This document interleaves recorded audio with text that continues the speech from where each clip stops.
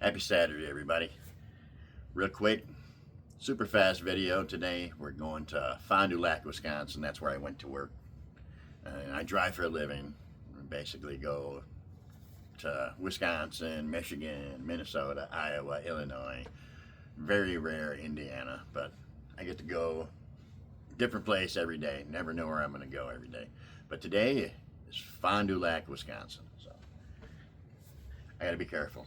My lab area, I can barely walk. I got too much stuff. Too much stuff. Way too much. This is what we're taking today, the old Sky Rover X1. It's been my go-to lately. Let's go.